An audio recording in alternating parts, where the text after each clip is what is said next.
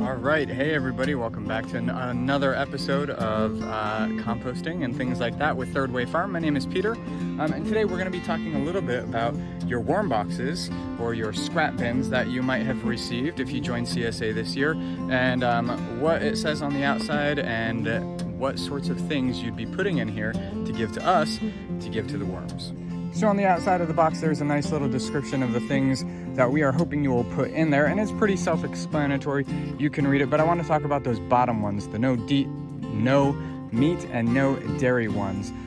There are some places like shout out to Veteran Compost who do take meat and dairy, and that requires a little bit more of a structured environment that gets up to certain really high temperatures and requires pretty significant monitoring to make sure that it doesn't smell terrible and that all of those animal products get broken down effectively, and we're not quite at that stage here at Third Way Farm. And so instead we're hoping that you give us those things at the top, those veggie scraps and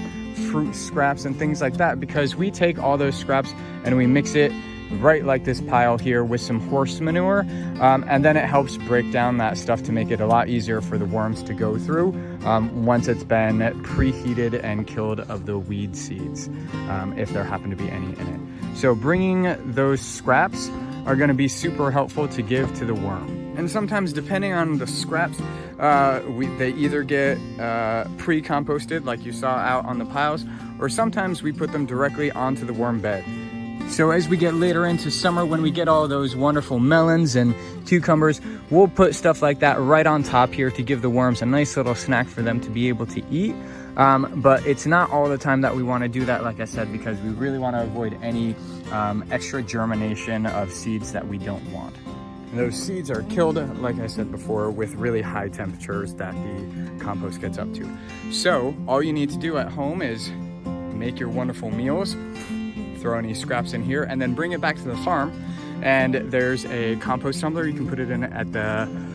by the barn, which is actually going to be moved up here to by our big compost piles, probably right around here somewhere, where you can just drop things off, and then we'll put them into the appropriate pile that we have, either one of the ones curing up here or one of the new ones at the bottom down there. But your scraps will help to go close the cycle of waste. So thank you in advance for all the wonderful things that you'll be bringing here for the worms and for the compost and for the program here. We deeply appreciate it.